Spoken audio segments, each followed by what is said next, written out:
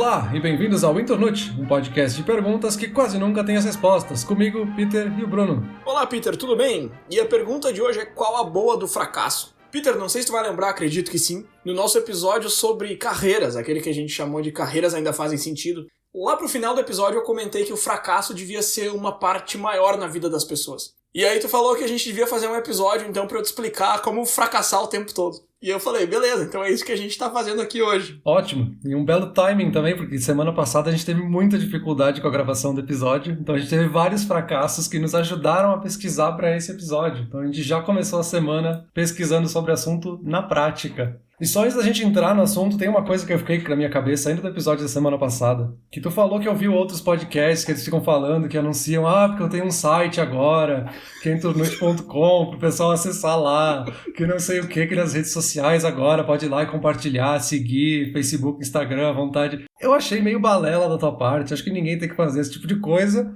De fato, a gente tem o site internute.com, de fato, tem as redes sociais pro pessoal acompanhar, seguir, mas eu acho que é meio nada a ver ficar falando esse tipo de coisa, acho meio fracasso, assim, é meio um sinal de que o cara fracassou ficar pedindo pra galera ajudar. Tá, mas a gente tá aqui pra falar que o fracasso é bom, não? Ou será que o fracasso é ruim? O que a gente vai falar sobre o fracasso, então? Então, esse é um assunto que foi tu que puxou. Eu já tinha ouvido um pouco desse discurso, assim, ele é meio que um mantra da galera de startup, assim, galera que faz investimento e cria empresas, então é meio que um mantra de dizer, tu precisa falhar rápido, precisa falhar mais, errar mais. Eu sempre achei um discurso meio exagerado, assim, é meio... um discurso meio fácil para quem é investidor, que tá dizendo para os outros fracassarem logo, para os resultados virem logo para o investidor. Eu sempre achei meio estranho, assim, então eu nunca fui muito a fundo. E agora, pesquisando mais, eu vi que tem uma certa lógica por trás. E eu acho que é isso que tu sempre quis puxar, assim, não é do nada que a pessoa vai fracassar, tem um método por trás dessa loucura, né? Sim, com certeza. Na verdade, esse assunto surgiu na minha cabeça em uma conversa que eu tava tendo com a minha esposa. Um conhecido nosso teve um fracasso espetacular na vida. Ele investiu tempo e dinheiro numa coisa, não deu certo e fracassou. Não sou eu essa pessoa, né? Não é tu essa pessoa, mas calma, cara. Não precisa ter medo do fracasso. É que aí é que tá. Daí é que vem o assunto, Porque a gente tava conversando sobre essa pessoa. E aí eu falei, essa pessoa fracassou. E minha esposa falou, não fala isso, não fala assim. Eu mas por que não? A pessoa fracassou, cara. Vamos aos fatos. Aí eu listei todos os fatos do que a pessoa tinha feito, o resultado que ela teve, e falei, isso é um fracasso. Aí ela ficou mas não, mas... E aí eu fiquei, cara, por que as pessoas têm tanto medo da palavra fracasso, sabe? E eu comecei a pensar sobre isso, e isso já faz umas semanas, se não meses. E, na verdade, eu quis puxar esse assunto porque eu acredito muito que aprender alguma coisa nova, ou se especializar em alguma coisa que tu já sabe, mas o conceito de aprender, na minha visão, ele é a combinação de teoria e prática. Tu aprende a teoria, pratica e te especializa. E prática nada mais é do que falhar várias vezes, do que fracassar várias vezes. Porque se tu pensa num esgrimista, sei lá, que pratica 300 vezes no ano, o cara não vai fazer a mesma coisa 300 vezes, ele vai melhorando. O que quer dizer que ele vai melhorando? Quer dizer que antes ele não estava perfeito, ele estava fracassando em alguma coisa, pequena ou grande. Então eu acho que o processo de aprender é fracassar, é falhar várias vezes. E as pessoas têm um medo dessa palavra como se todo mundo tivesse que já saber fazer um negócio perfeito sempre, o tempo todo. E é ridícula essa visão porque tu acha isso dos outros, mas tu não tem como achar isso de ti, porque tu sabe que tu não sabe fazer tudo 100% perfeito o tempo todo. Então tu acha que só tu fracassa e aí tu quer esconder isso e a gente cria uma cultura de que todo mundo quer esconder os seus fracassos, o que alimenta essa ideia de que as outras pessoas não fracassam e é só tu que fracassa. Então é uma loucura essa história e por isso que eu queria entrar nesse assunto. Não, faz todo sentido. É uma palavra meio demonizada, né? A gente não quer falar, assim, parece um tabu. Nossa, fracasso. Onde é que já se viu? Não pode dizer que essa pessoa fracassou. Exato. Parece que tu tá ofendendo ela. E fracasso, que nem tu falou, é parte do aprendizado, né? Como é que uma pessoa que tá aprendendo a pintar, por exemplo, ela tem que, de fato, pintar na prática. Não tem como aprender a teoria de pintar e depois sair pintando já a Mona Lisa de primeira. O cara vai pintar, vai ficar feio, vai pintar de novo, vai ficar um pouquinho melhor, vai pintar de novo centenas de vezes e aí ele vai chegar num nível muito bom de pintura depois de muita tentativa. E é justamente essa a ideia, né? Falhar como parte do processo que vai te melhorar na vida, né? Exato. Tu trouxe o exemplo da pintura, que é muito bom, mas eu percebo muito isso no exemplo da escrita. Eu já comentei em vários episódios que eu tô escrevendo um livro por hobby. E, cara, essas últimas semanas agora eu tô, então, pesquisando um pouco mais sobre como editar o livro e como é que ele deve ficar no final. E eu tô vendo que a minha primeira tentativa tá muito longe disso, tá uma porcaria. Não em todos os sentidos, eu acho que o conteúdo tá legal e tal, mas em vários sentidos tá um fracasso total. É algo que se eu fosse publicar, não ia vender uma cópia. Então eu acho que sim, eu acho que isso aí é parte de qualquer processo, criativo ou não também. A gente tá falando de pintura e escrita, mas qualquer outro processo. Exato. E até quando eu cheguei nessa ideia... Foi daí que eu decidi começar a pesquisar mais a fundo, assim, porque eu queria fugir um pouco desse discurso motivacional, assim, empreendedor. Sim. E eu queria pegar por um outro ângulo. Então, os primeiros textos que eu li foi justamente sobre essa ideia de pressão criativa. E até lembrando algumas coisas que a gente falou naquele episódio sobre bloqueio criativo, assim. Ah, sim. A gente tem muito medo de errar, de fracassar, e a gente acaba não tentando fazer as coisas. Uhum. E é muito essa ideia, assim, a gente aprender a falhar nas pequenas coisas para poder lidar com erros maiores quando eles de fato acontecerem no futuro. E eu até achei uma frase, tu que gosta de citações, é uma frase totalmente fora de contexto, mas que funciona perfeitamente aqui. É uma frase do Mike Tyson, boxeador, Vamos lá. que ele falou: todo mundo tem um plano até levar um soco na cara. Que eu acho que funciona muito bem aqui, porque é bem isso, assim, a gente tem a ideia de criar obra de arte maravilhosa e perfeita de primeira, a gente vai levar um soco na cara e vai ficar horrível. E é daí que a gente tem que tirar a energia para fazer uma obra melhor. A partir disso a gente vai tomar esse soco na cara, vai aprender o que aconteceu para não levar um soco na cara no futuro. Que violência. Isso aí que tu falou de falhar um pouco agora, tomar um soco na cara e saber o que fazer no futuro quando uma falha maior vier, é uma parte do que eu pretendo falar. Pretendo usar um exemplo de coisas que aconteceram comigo nesse sentido. E citações de pessoas famosas também, tenho várias, porque a quantidade de gente famosa que fracassou é incontável. Mas deixa eu começar falando sobre outra faceta desse assunto. E eu acho que é uma faceta bastante importante em relação ao que eu tava falando no começo, que é o medo do fracasso. Você falou ali que as pessoas têm tanto medo de falhar que isso paralisa elas, que elas não fazem nada. E é bem por aí, assim. E aí eu fui pra parte da psicologia pra entender de onde que vem. E eu encontrei várias coisas interessantes, principalmente naquela revista Psychology Today. Pode colocar o link aqui nas notas do episódio. O que eu achei mais interessante é o seguinte, cara. O fracasso, ele tá bem ligado com a baixa autoestima e com o perfeccionismo. E o perfeccionismo é essa parte que tu já comentou, que a pessoa tem medo de fazer, porque se não der certo, ela não quer, então ela tem medo que vai dar errado, então ela nem faz. E aí a questão da baixa autoestima, que eu fui procurando um pouco mais, fui entrando mais a fundo nesse rabbit hole aí. E eu descobri que na verdade as pessoas... Isso é inconsciente, então eu posso estar falando aqui, alguém que tem medo de fracasso vai dizer, não, eu não tenho, ou não, o meu caso não é assim. Mas a psicologia diz que o medo do fracasso e essa ligação com a baixa autoestima, na verdade, é porque as pessoas têm mais medo da vergonha que elas vão passar do que do fracasso em si. E eu fiquei, cara, por que isso, sabe? Aí eu comecei a pesquisar mais e no fim das contas, o que eu cheguei à conclusão, e que eu ouvi várias pessoas falando também,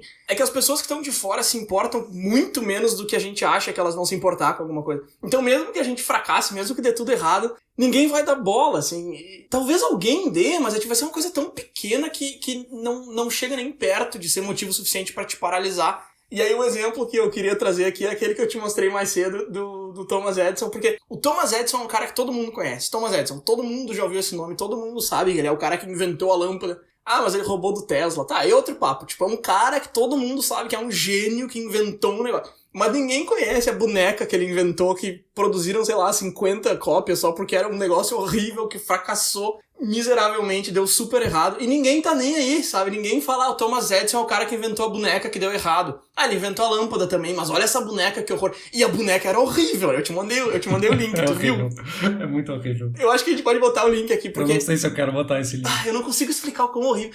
Bom, então assim, quem tiver interessado em ver quão horrível é a boneca do Thomas Edison, procura assim no YouTube Thomas Edison Doll e vai ver. E isso me lembrou também daquele Museu do Fracasso, que tu me mandou um vídeo há um tempo atrás que eu achei bem legal, do cara que visitou, acho que era na Finlândia, em algum lugar da Europa que ele visitou, e também eram várias marcas grandes, e aí produtos que fracassaram miseravelmente, mas não machucaram a marca, sabe? Sei lá, tinha um videogame da Nintendo que vendeu 10 cópias, o negócio era muito ruim.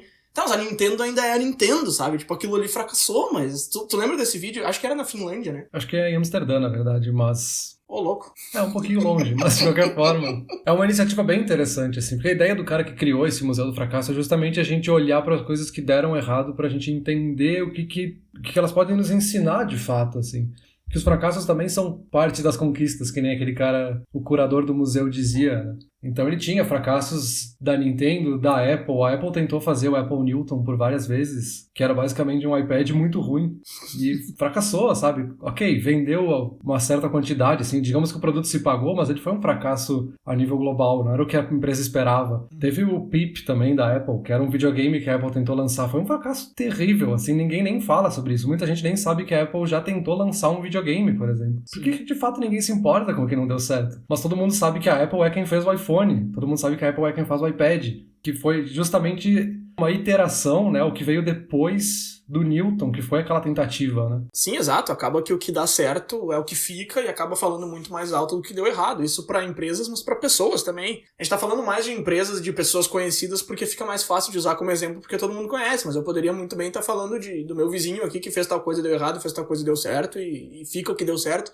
E outra coisa que eu tava pesquisando sobre o medo do fracasso é a questão de autossabotagem, que é um conceito que eu sempre achei muito engraçado. Autossabotagem, vai sabotar a ti mesmo, sabe? Eu sempre achei muito engraçado. E eu tava pesquisando um pouco mais sobre isso. E aí eu encontrei duas coisas nesse assunto que eu achei que vale a pena a gente comentar rapidinho aqui. Primeiro, quando tu tem alguma coisa pra fazer e o medo do fracasso, e aí, de novo, tu não percebe que o medo tá ali, ele tá no teu inconsciente. Tu cria obstáculos e empecilhos pra usar eles no futuro como desculpa. Então, olha só que sapeca que o teu cérebro é. Ele inventa um negócio e coloca na tua frente, pra depois, no futuro, ele dizer que, não deu. E aí o exemplo que a autora colocou é, por exemplo, você tem uma entrevista de emprego, e aí ao invés de te preparar pra entrevista, tu vai lá e compra roupas novas, porque tu diz que, eu preciso me vestir melhor. Aí tu faz a entrevista, não consegue o emprego, e aí tu diz, é que eu tive que comprar roupas, então eu não tive tempo de me preparar. Tá, foi uma escolha que tu fez. Mas inconscientemente tu fez essa escolha justamente pra falhar. Tu se auto-sabotou, porque daí tu já ia estar esperando o fracasso.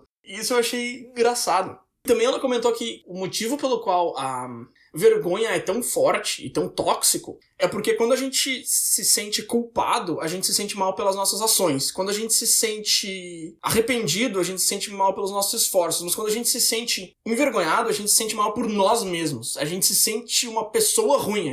O negócio toma conta de ti, te diz que tu não presta. E aí, porque uma coisa deu errado, que é um acontecimento, tu coloca na tua cabeça que tu deu errado, e que é uma característica. E o fracasso é um acontecimento, ele não é uma característica. Isso é bem interessante, essa questão da pressão social que a gente tem é muito forte, assim, e Sim. Extremamente inconsciente, que nem tu falou, na verdade. Porque a gente acha que as pessoas estão sempre olhando pra gente, a gente acha que todo mundo vai questionar o que a gente tá falando, a gente vai ser julgado, e no fim das contas ninguém tá nem aí.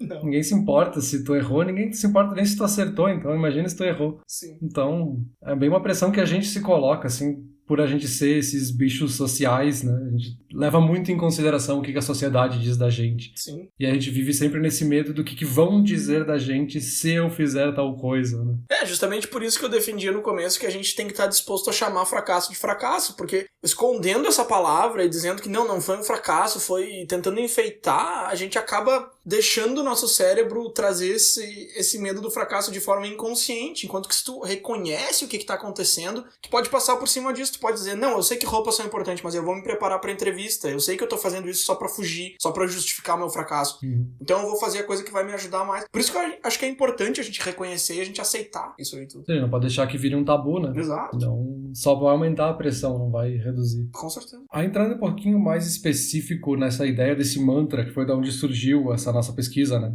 Que é especificamente essa ideia do fail fast, que é esse conceito de falhar rápido, fracassar rápido. Esse é um termo que surgiu em 2001 e é, de fato, assim, um mantra que é usado, assim, um discurso que é usado por empresas novas, startups principalmente, como um método para aprender a fazer coisas. E é bem nessa ideia de um efeito bola de neve, assim, a gente aprende com os nossos erros para daí fazer coisas novas e errar um pouquinho mais na frente. A gente acha sempre maior, na verdade, né? Porque a gente vai aprendendo e vai crescendo a nossa ideia com isso. Ela é bem nessa ideia do método Lean, que se chama, né? No método Lean a gente está sempre tentando iterar. E aqui, de fato, não é um erro de falar interar, é de fato iterar, que é a gente tentar toda vez de novo, assim, tentar várias vezes e tentar e melhorar cada vez, olhando para trás e sabendo o que eu tenho que mudar agora. Um dos caras que eu vi que foram um dos primeiros a falar sobre essa ideia de fail fast foi o Adam Savage, que é um dos caras do Mythbusters, né, os caçadores de mitos. E ele falou num vídeo mais recente que ele diz que se começou muito com esse discurso de fail fast porque existia muito essa ideia de um tabu, que nem a gente estava dizendo, né? As pessoas tinham medo de cometer algum erro e aí nem abriam a sua empresa, nem tentavam botar a sua ideia em prática. Então se defendia muito essa ideia, não, tu precisa falhar, tu tem que botar a cara lá e ver o que acontece. Se falhar, beleza, tu continua onde tu tá, não perde nada, digamos assim, né? E ele acha que essa ideia já passou, a gente já tá num nível que as pessoas estão começando a confundir essa ideia de falhar, achar que elas têm que falhar porque falhar é o certo e ponto, assim, sem um método por trás. Então ele está começando a pregar essa ideia de cancelar esse fail fast e começar a pensar mais em iterate fast, nessa ideia de iterar mais rápido, tentando tirar um pouquinho a palavra falhar, porque parece que a galera já tá começando a levar pro outro extremo, assim, como se fracassar é de fato o sucesso, assim, fracassar significa que tu já deu certo. Calma, né? Não é nem 8 nem 80. Ok, mas primeiro que fail fast soa muito melhor do que iterate fast, sejamos sinceros. Segundo que eu não sei, cara, eu acho que ele tá sendo um pouco exagerado, assim, eu não vejo empresas e galera tentando falhar só pelo benefício de falhar. Assim, é difícil da gente dizer, porque ele tá falando muito da cultura lá do Vale do Silício, né? Sim. Tem uma cultura de investimento, né, de empresas que são especializadas em investimento, que talvez estejam indo mais para esse caminho. A gente talvez não sinta isso porque a gente está distante dessa cultura, né? Para nós, acho que o fail fast ainda é muito válido. A gente ainda não está nesse extremo, pelo menos eu acho isso. Mas entendendo um pouco mais essa ideia, eu vi que o que acontece é que esse método por trás do fail fast é o que a galera confunde muito. E até em textos mais profissionais, assim, de empreendedores mesmo, galera que escreve na Forbes, assim, que confunde essa ideia, esse método. Que nem eu falei, tem esse método Lean, que é essa ideia de criar alguma coisa, ver o que deu errado, melhora um pouquinho. Essa ideia também de criar MVPs, né, que é os Minimum Viable Products. Criar o produto não pensando no formato ideal, como é que ele tem que ser o produto pronto, mas pensar em qual é o mínimo que eu preciso para que esse produto seja vendável, para que as pessoas possam começar a usar. Sim. Que daí, com o tempo, eu vou vendo como as pessoas usam, eu incremento alguma coisa aqui, incremento uma coisinha ali. Essa ideia de evolução incremental, né? E a galera confunde muito isso com o método ágil, que é a gente criar rapidamente em sprints, em poucas semanas, criar novas coisas e novas coisas e novas coisas. Não é a mesma coisa, não é o mesmo método. O método Lean não é sobre agilidade. É sobre tentar, errar e aprender com o erro. Ele pode ser mais lento que o método ágil. Pode ser que tu demore muito mais com essa ideia de ficar falhando e, em vez de parar e pensar no que devia ser o certo e fazer de uma vez.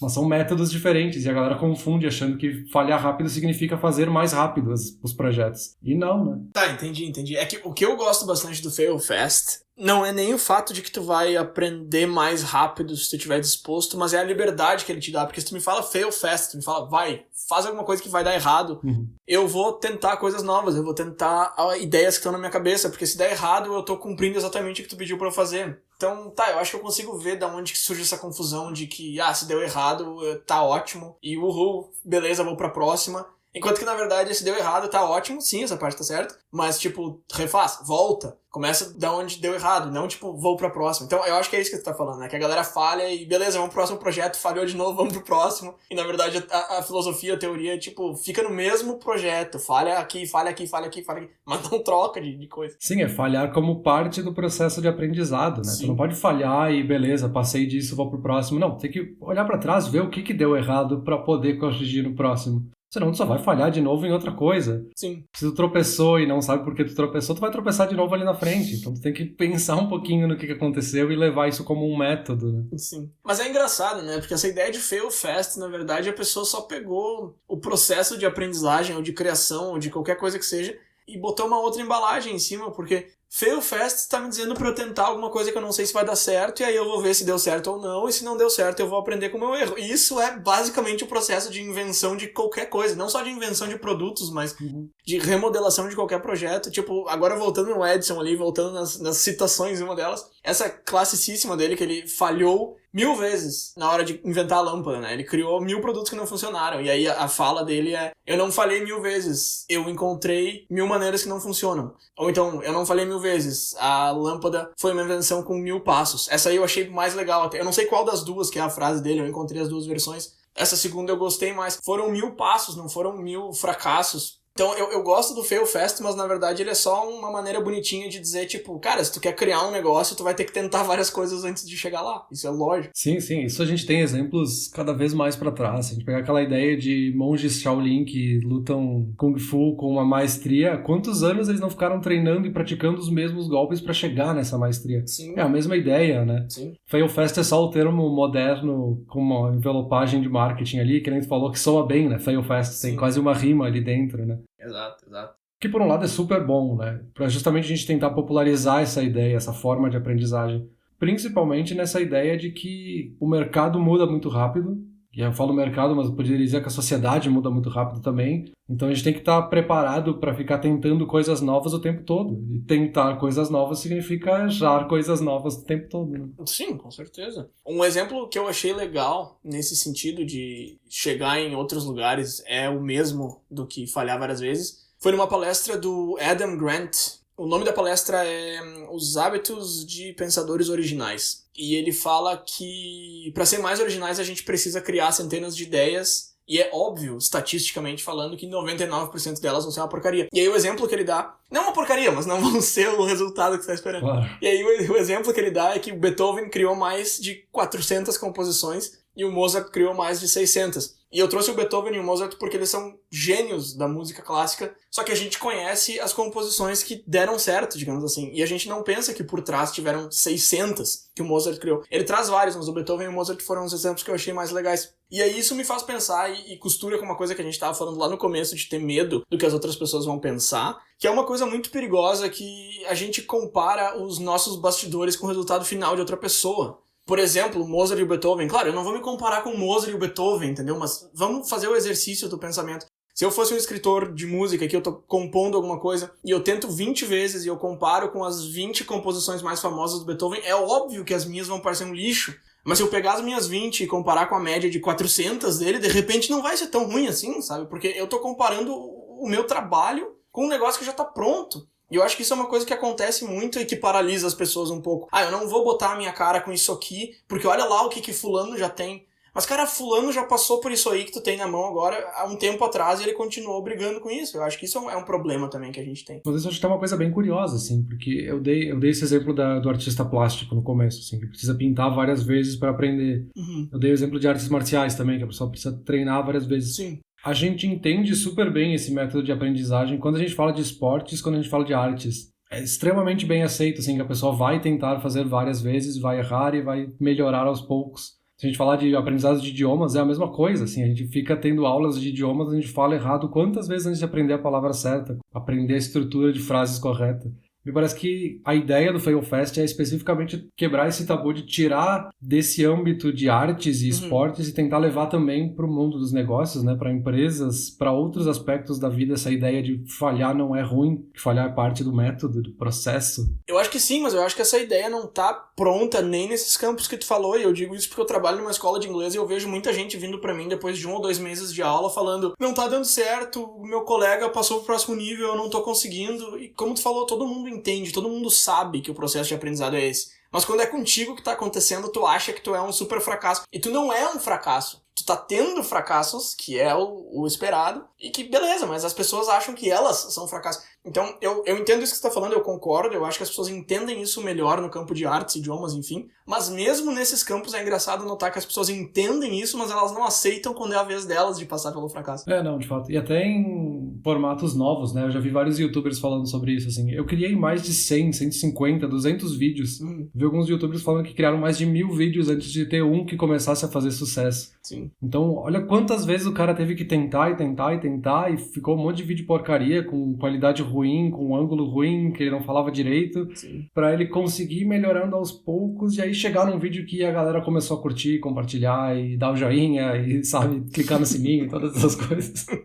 E mesmo se a gente pegar o cinema, né, se a gente pegar o Sylvester Stallone, né, quando ele escreveu o Rock 1, tem essa história de que ele teve que enviar o roteiro mais de 100, 150 vezes antes de ser aceito. Que ninguém queria fazer aquele filme sobre um boxeador que mora na Filadélfia e quer, sabe, todo mundo achava meio nada a ver aquele roteiro. E aí o cara tentou 150 vezes até algum estúdio de fato, tá, vai lá, faz o teu filme, para de me encher o saco. E o cara ganhou o Oscar de melhor filme, sabe? Sim. Também fracassou, né? Também é uma forma de fracasso ficar levando porta na cara, né? Mas eu acho que, e aí até isso é uma pergunta que eu botei aqui pra te fazer. Eu acho que se o cara mandou mais de 100 vezes, ele chega num ponto, lá pelo 20º, 30º vez que ele tá mandando o filme pra algum estúdio, que ele...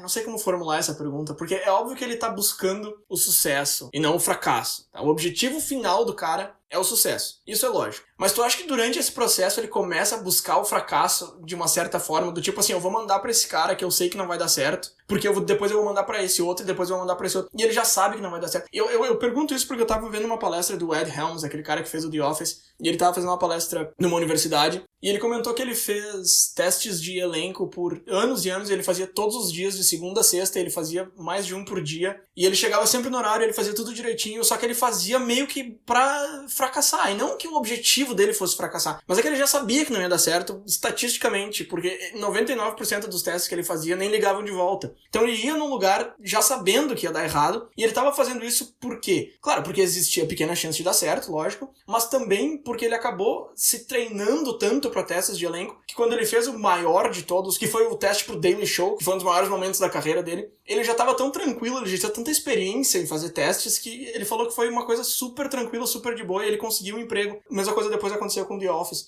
Então, voltando à minha pergunta, tu acha que faz sentido dizer que chega uma parte no processo, e aí pode ser disso que a gente tá falando, de buscar apoio pra um filme, mas pode ser também programando um site, alguma coisa, que tu começa, tu já sabe que a tua próxima etapa vai ser um fracasso, e tu não tá nem aí, tu vai naquele fracasso, e depois tu vai em outro, porque tu sabe que eventualmente tu vai chegar no sucesso, mas naquele momento tu tá procurando um fracasso? Ou tu acha que eu tô falando abobrinha? Não, acho que faz sentido, é bem essa ideia de ficar confortável, assim, e aos poucos o Ed Helms aprendeu como é que funciona o processo de um teste de elenco, o que ele tem que fazer, como é que tem que se portar, como é que ele reage quando alguém faz uma pergunta pra ele. E voltando pro exemplo do Stallone aqui, talvez o Rock, toda vez que ele levava um não, talvez ele voltasse pra máquina de escrever e mudasse alguma coisinha no texto, assim. Talvez se tivessem aceitado de primeira, Rock de fato talvez tivesse sido um filme muito ruim que não tivesse ganhado um Oscar ou nem chegado perto. Sim. E ele teve que refinar tantas vezes com esses nãos que ele chegou de fato num filme que deu certo. Até vi alguns outros vídeos, assim, de pessoas que tiveram fracassos na vida e conseguiram chegar no sucesso, que é o caso do Will Smith, que alguém perguntou pra ele sobre essa ideia de fracasso, e ele fala, fracasso é justamente parte do sucesso. Ninguém vai chegar no sucesso sem passar por fracassos. Então a ideia é que tu fique confortável com o fracasso, senão tu vai desistir antes de chegar na parte que vai te dar o sucesso. Tu vai tirando essa pressão aos poucos, vai aprendendo com os teus fracassos, e aí quando chegar a hora que de fato vai vir aquela oportunidade que vai te dar o sucesso, tu vai estar tão confortável que não vai ter erro, né? Sim, isso aí que o Will Smith falou nesse vídeo é interessante, mas eu acho que o fracasso ele não é só parte do sucesso, eu acho que ele é parte da vida, digamos assim, porque tu vai ter fracassos não só quando tu procura pelo sucesso, mas em diversos outros momentos. E é isso que me deixa mais intrigado. Fracasso é parte da vida de todo mundo. E todo mundo sabe disso. Poucas pessoas vão vir querer argumentar contra isso.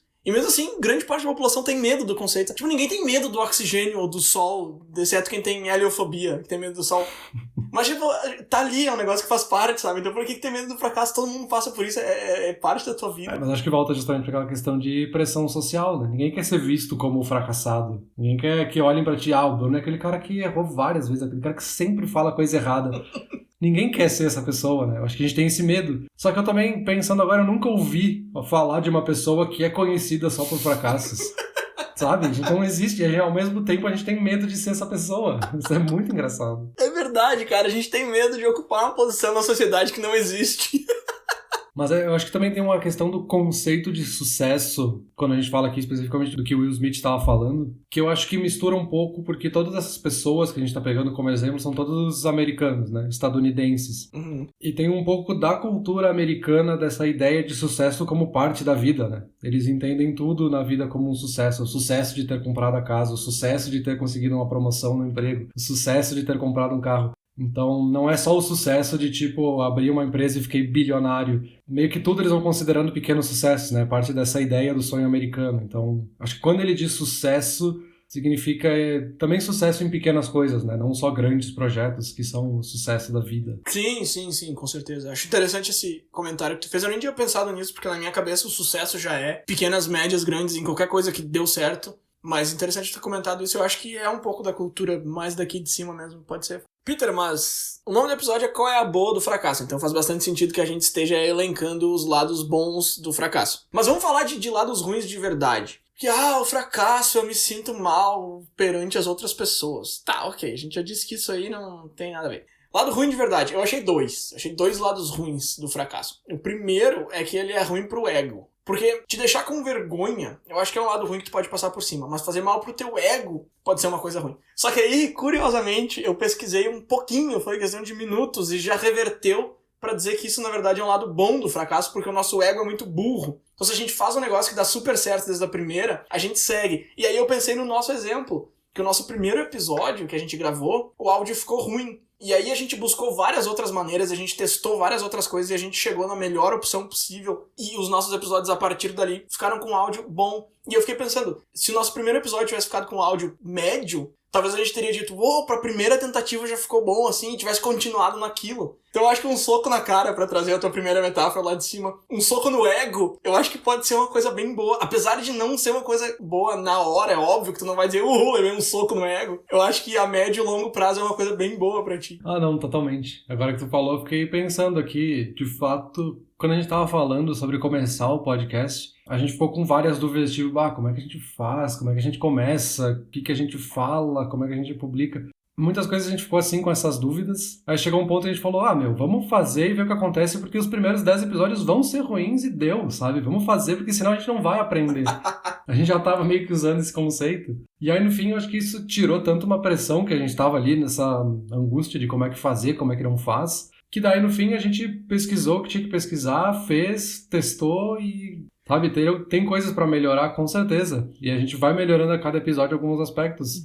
Mas a gente tirou tanto essa pressão que a gente, de fato, saiu fazendo e foi aprendendo a cada episódio, né? Sim. Talvez se a gente ficasse se botando essa pressão de ficar melhorando, não, vamos esperar ter o microfone ideal, não, vamos esperar a gente encontrar um método perfeito pra pesquisar. A gente também tem lançado nenhum episódio até agora. E a gente tá no 26º episódio. Sim, exato. E eu acho que esse medo do que os outros vão pensar se a gente publicar o primeiro episódio e só 5 pessoas ouvirem. Todo mundo vai ver. Assim, primeiro, eu acho que não faz nem sentido, porque se só 5 pessoas ouviram, as outras nem viram, sabe? Tipo, ninguém vai nem ficar sabendo do negócio. E segundo, que eu acho que é uma coisa que nunca passou na nossa cabeça, e eu acho que é uma coisa de perfil também. A gente não é... Nós não somos 2 pessoas muito envergonhadas, assim, que ficam pensando, o que os outros vão achar de mim. Claro, todo mundo tem isso, é lógico, velho. Eu não sou o bobo da corte que vou fazer qualquer coisa e dane-se. É lógico que todo mundo tem isso num certo nível.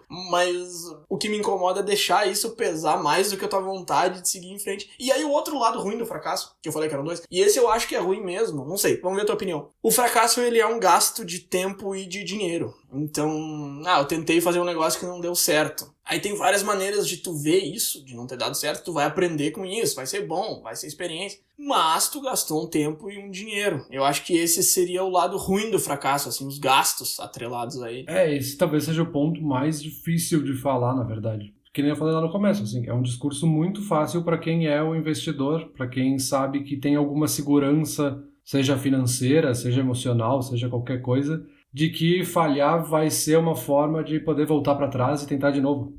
Nem todo mundo tem essa possibilidade. Funciona, de novo, naquela cultura do Vale do Silício, de startups, que os investidores já estão esperando e incentivando que as empresas fracassem para que tentem coisas novas e inovadoras. Então isso já está calculado no risco da empresa. E para muitas empresas menores em outros países, não é bem o caso. Assim, se tu falhar, talvez tu não consiga dar a volta. Então esse talvez seja um ponto bem complexo e bem difícil de falar, assim, não teria nem propriedade para entrar muito nesse aspecto econômico, assim, mas é bem complicado, assim.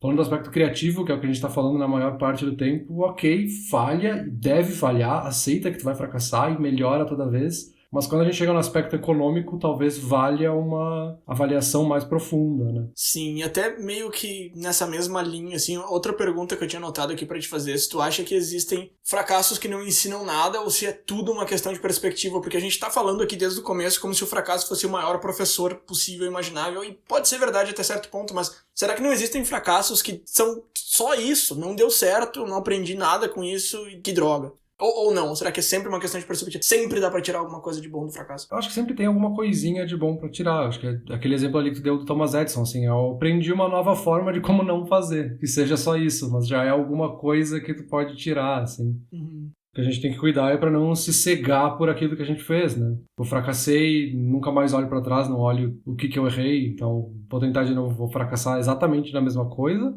Sim. Ou achar que foi só aquele motivo da tua falha que é o motivo sempre, e aí eu não vou tentar de novo porque eu sei que é isso que vai falhar e acho que todas as falhas são culpa desse motivo. Mas nesse lado da perspectiva, assim, a gente tem que estar aberto a falhar e aberto a olhar por que a gente falhou, que eu acho que é o mais difícil. Fazer essa autoanálise de olhar o que eu errei. Sim. Talvez parar e olhar com outra perspectiva, dar um passo para trás, ver o que o Pedro do passado fez de errado, que ele precisa melhorar. Eu acho que é mais esse ângulo da perspectiva, não sei o que tu acha. Não, eu concordo. Na verdade, eu tava fazendo essa pergunta mais pra abrir minha cabeça e ver se tu acha que o fracasso pode ser tão ruim quanto as pessoas falam, ou pelo menos uma fração disso. Mas eu acho que a gente pensa na mesma linha. Eu acho que o fracasso é um cara legal. Só que o problema do fracasso é que se ele vem muito, assim... Teve uma frase que eu li que eu achei legal, e agora eu não lembro aonde que eu li. Mas era tipo, o fracasso é bom desde que ele não se torne um hábito. E eu achei essa frase meio perigosa, eu até não anotei aqui, e agora não vou lembrar de onde eu tirei justamente por causa disso. Porque eu acho que ter um hábito de fracassar até chegar no sucesso é maravilhoso, mas ficar só fracassando o tempo todo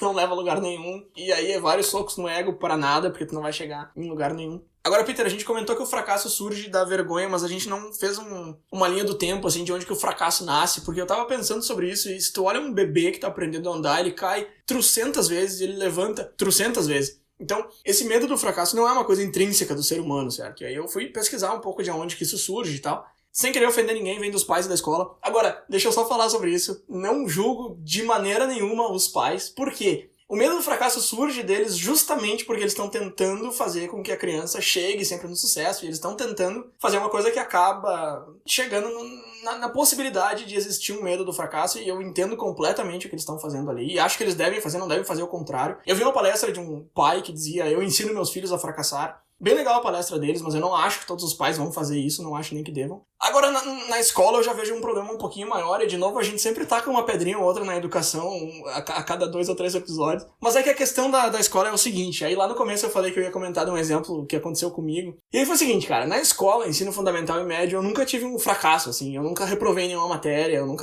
isso nunca aconteceu comigo, e a escola nunca me preparou, nunca me disse, algumas coisas na vida dão errado. Tipo, pelo contrário, a escola fica tipo, tu vai ir longe e tal. E aí na faculdade teve uma matéria que eu reprovei, que foi aquela que chamava Arquitetura da Informação. E, foi horrível, assim, porque eu não tava esperando, sabe? E aí eu reprovei e aí tinha que refazer o trabalho final e eu não refiz, sabe? Tipo, eu peguei o trabalho que eu já tinha entregue na semana anterior e eu só troquei a cor, assim, eu entreguei. E o professor me passou com a nota mínima, não sei se pra não se estressar ou se realmente era a cor o problema.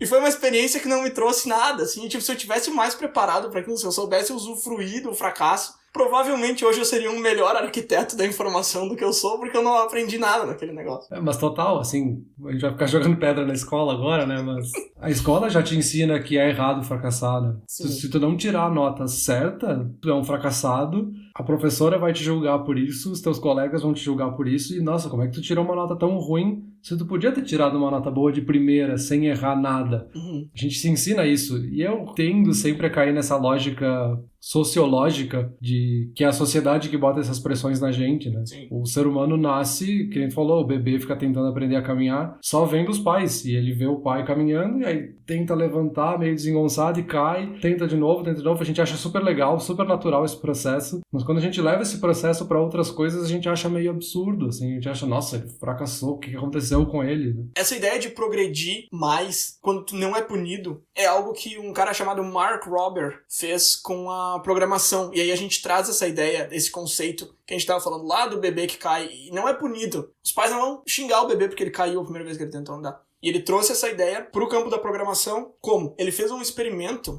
dizendo que qualquer pessoa podia programar. Você é um programador e não sabe. E aí ele largou um link, acho que foi no Twitter dele, em alguma rede social. Só que esse link podia levar para um de 2 diferentes sites. Nesse site que tu chegava quando tu clicava no link, tu tinha um programinha ali que te ensinava a programar. Só que numa das opções, quando tu errava, tu perdia 5 pontos. 5 pontos do quê? De nada. Tipo, tu chegou no site agora, tu tem uma pontuação de 100 que inventaram ali pra ti, e cada vez que tu errava, tu perdia 5 pontos. E na outra versão do site não existia pontuação. Tu tinha a mesma pontuação, se eu não me engano, que era de 100, mas tipo, cada vez que tu cometia um erro, tu não perdia pontuação nenhuma. E aí, o pessoal que não era punido teve 68% de acerto. Então 68% dessa galera chegou no final do projeto. Enquanto que a galera que estava sendo punida, só metade chegou. E outra coisa que ele analisou foi que o pessoal que não foi punido teve uma média de 12 tentativas por pessoa. Enquanto que os que eram punidos teve uma média de 5. Então, cara, isso aí que tu tá falando, eu acho que é exatamente isso. À medida que tu vai sendo punido, tu começa a meio que desistir. E aí na escola isso pode tomar várias formas. Uma pessoa que vai perdendo interesse na educação e tudo mais. Mas no mercado, que é o que a gente foca mais nas nossas conversas, a forma que isso vai tomar é: eu não vou mais fazer esse projeto porque não deu certo. E isso é uma coisa que tá enraizada na tua cabeça lá da época de escola, porque tu falhou 5 vezes, tu tomou um xingão cada vez que tu falhou. Então, talvez teu chefe nem viu que tu tá fazendo o projeto. Talvez ninguém nem sabe, mas tu já falhou 5 vezes, tu sabe, na tua cabeça aquele xingamento tá ecoando, tu sabe que tu tá fazendo um negócio errado, e tu desiste, enquanto que a galera que não tá sendo punido tentou bem mais, e chegou num nível de acerto muito maior, que são 2 pontos que eu acho que vale a pena frisar. Sim, por isso que eu tendo a achar que é um problema muito mais social do que empresarial, digamos. Porque talvez nas empresas ninguém esteja punindo os funcionários por errarem. Não tem o chefe malvado que chega lá. Sim. Só que a gente carrega tudo isso que a gente foi aprendendo ao longo da vida, na escola, com outros ambientes, e a gente fica criando essas barreiras para se defender porque a gente não quer falhar, porque a gente está aprendendo todos os dias que falhar é uma coisa muito ruim. Falhar, fracassar é sempre uma coisa que vai punir a gente, então a gente se defende para não acontecer isso. E aí, principalmente em carreiras criativas, a gente não vai conseguir progredir porque a gente está se defendendo, a gente nunca tenta ir muito além do que a gente pode, a gente não tenta ser muito criativo para que ninguém diga que a tua ideia foi muito nada a ver, que tu viajou um pouco. E aí a gente fica depois tentando criar outros métodos para tentar dar a volta nisso. Então a gente cria a ideia de brainstorms. Então aqui nesse ambiente você pode ter ideias ruins, enquanto tu poderia ter essas ideias a todo momento. Assim, ninguém tá te botando essa pressão de que tu não pode ter uma ideia ruim a qualquer momento. Mas a gente cria esse ambiente especial onde todas as pessoas podem dizer qualquer coisa e elas podem falhar, que é meio que uma forma de botar uma fita no sistema e tentar fazer com que a coisa funcione, meio uma gambiarra, né? Mas eu vou te dizer que essa gambiarra funcionou super bem com o meu cérebro, porque eu nunca tinha pensado em brainstorm como um safe space, como um lugar que tu pode falar qualquer porcaria, mesmo que seja uma porcaria de fato. E eu sempre gostei muito do conceito de brainstorm, então tá aí, por isso que eu gosto de brainstorm. Os caras passaram uma fita e me enganaram, 100%. Porque tu é um fracassado nato, né?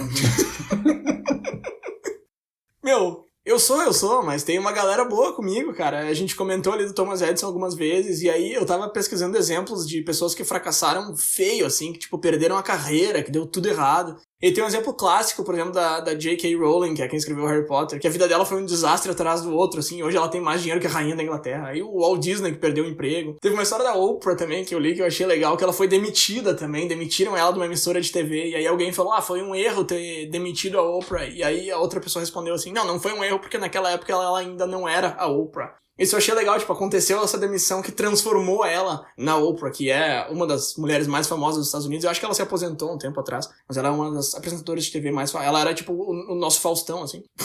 Nossa, Silvio Santos. O Silvio Santos, eu acho. Ela era...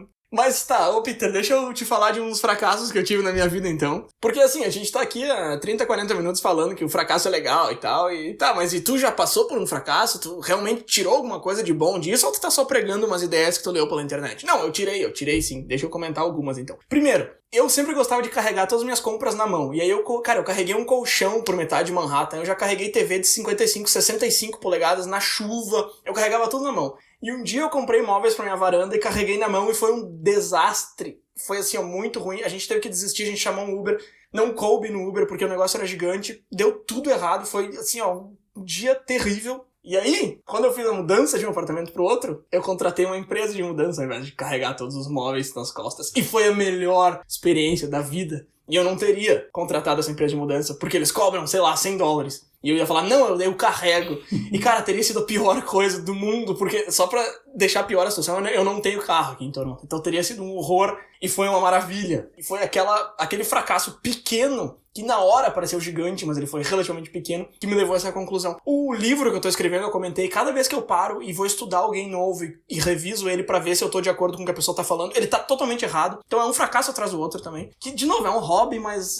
E eu não vou dizer que eu adoro, sabe? Eu escutei um podcast ontem, o cara falou várias coisas que eu deveria ter feito e não fiz. Eu não vou dizer que eu estourei um foguete dentro de casa. Eu fico tipo, putz, agora eu vou ter que refazer. Mas eu aprendo e vou lá e refaço, e fica melhor cada vez. Ou então, sei lá, algumas coisas mais severas ou mais custosas. Teve uma vez na época que eu trabalhava com intercâmbio que eu emiti uma passagem errada e eu tive que pagar a passagem depois. E foi bem caro. E de novo, na hora me destruiu, assim. Eu perdi muito dinheiro. Eu tava planejando a viagem pro Canadá, então foi um rombo que machucou muito, mas foi um aprendizado muito grande que eu usei pra várias outras coisas. Por exemplo, no meu canal no YouTube lá, quando eu falei de vistos e passagem, eu sabia exatamente do que eu tava falando e eu sabia os problemas e riscos que podem acontecer, porque eu já tinha caído num desses. Então foi um aprendizado que eu trouxe pra mim, e eu moro fora, então é importante saber sobre passagens internacionais e sobre emissão de passagens. Então eu acho que é isso aí, cara. Eu acho que a gente tá comentando sobre fazer um episódio pra falar sobre o sentido da vida já faz um tempo, e eu vou te dizer que, pra mim, um dos sentidos da vida, e é uma coisa que eu carrego comigo, é o objetivo de ser melhor. E aí tem aquele blá blá blá de,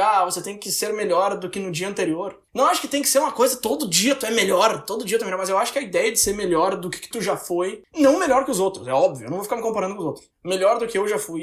E melhor pode ser no sentido de ser uma pessoa melhor para com os outros, mas também pode ser no sentido de saber mais, de conhecer mais, de se sentir mais seguro com as coisas. E eu tenho esse objetivo muito forte pra mim, e eu consigo ver vários pequenos, médios e grandes fracassos na minha vida que me ajudaram muito com esse objetivo. Então fica aí a minha defesa de que fracasso é o cara, fracasso é um caminho bom. Ele não é o objetivo, ele não é a chegada, mas ele é um caminho legal pra chegar lá. E uma última coisa que eu queria comentar sobre isso, e aí depois eu passo a palavra pra ti, eu vou até tomar uma água depois que eu já tô começando a me engasgar aqui, é que é muito fácil a gente ver fracassos como algo que poderia ter sido evitado. Então a gente fracassou num negócio, a gente aprendeu, e a gente olha pro fracasso e pensa, como é que eu errei? Primeiro, é muito fácil fazer isso porque agora tu já sabe, só que agora tu já sabe por que tu fracassou e o fracasso te ensinou. Então é um paradoxo pensar dessa maneira. E aí um paralelo que eu pensei aqui, que aí é meio que uma viagem, mas quando a gente pega um avião daqui até lá e demora 12 horas de viagem, a gente não chega lá e pensa, essa viagem foi um gasto de tempo e dinheiro. Tu gastou 12 horas, tu gastou, sei lá, R$1.000 naquela passagem, mas tu não vai pensar, não precisava ter feito isso pra chegar onde eu tô, porque foi justamente o avião que te levou lá, da mesma forma que o fracasso te levou a um ponto na tua vida que agora tu sabe o que tu precisa saber pra não fracassar de novo. Então eu acho que existe esse paradoxo interessante, que é muito lógico, mas que é uma coisa que às vezes não gira a chave na nossa cabeça. Então eu acho que fica aí o meu comentário. Mas é um bom paradoxo, realmente. É que quando a gente chega no sucesso, meio que não interessa o que aconteceu antes, né? A gente não para pra fazer essa análise do que deu errado, porque no fim deu certo. Então a gente acaba esquecendo dos fracassos, dos percalços que a gente teve no caminho. E aí quando a gente falha, a gente pensa só no que fracassou e aí a gente se bota essa pressão de, não deu certo, não vou tentar. Então, gostei também dos teus exemplos aí de fracassos. De fato, a gente tem isso todo dia, assim. Eu acho que muitas vezes a gente faz essas análises dos nossos erros e melhora sem pensar, assim. Pode ser até de, eu com frequência esqueço a chave de casa. Com o tempo tu começa a criar um método de sempre colocar a chave em um certo lugar e aí tu vai lembrar. São coisas pequenas, assim. Parece bobo falar até. Mas que a gente pode levar pra qualquer coisa, né? Não só pra essas pequenas coisas que a gente falou. Mas eu gosto muito do teu exemplo da chave, porque tu tá chamando de bobo e pequeno, e na hora, quando a gente precisa de uma chave que a gente esqueceu, parece que é o maior desastre do mundo. E isso tá muito presente no fracasso também. O fracasso, às vezes, é uma coisa relativamente pequena, ou absolutamente pequena, que na hora parece que toma proporção do universo na nossa frente, e não é. Exatamente. E até pra trazer outros exemplos, assim... Para não parecer que a gente usa o método do fracasso e a gente é super bem sucedido na vida. Eu várias vezes me coloquei essa pressão de não fazer as coisas porque o que vão achar, eu vou fazer, vai ficar ruim. Tentei escrever, por exemplo, tu tá escrevendo um livro, eu já tentei fazer, escrevi meio que um capítulo, depois de um tempo eu reli, achei ruim e pensei, eu sou um péssimo escritor, nunca mais vou voltar para isso. Talvez se eu tivesse tentado e não desistido de primeira, eu ia melhorar aquele capítulo, ia reescrever de novo, ia chegar em algo bom, sabe? De novo, assim, tem exemplos que funcionam e às vezes essas pressões acabam até em nós que a gente tá aqui advogando por essa ideia de falhar, né? Sim. Então, é uma coisa difícil, porque justamente é inconsciente. E aí, pra fechar, eu acho que tem uma frase ali que tu falou, mais ou menos da metade, que eu acho que faz bastante sentido pra gente pensar, que é a gente não deixar esse medo do fracasso pesar mais do que a nossa vontade de fazer alguma coisa.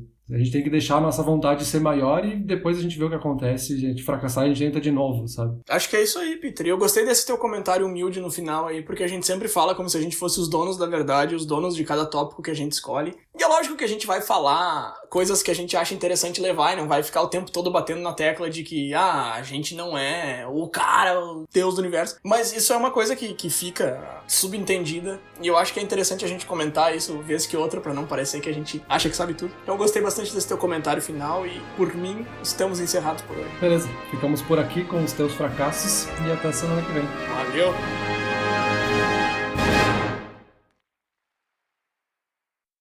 Olá, ouvinte! Se você gosta do Inturnute, não deixe de compartilhar nas redes sociais, e de seguir no Spotify, ou no seu aplicativo de podcasts favorito. E se você quiser compartilhar a sua resposta para a pergunta da semana, é só enviar uma mensagem. Muito obrigado, e até o próximo episódio.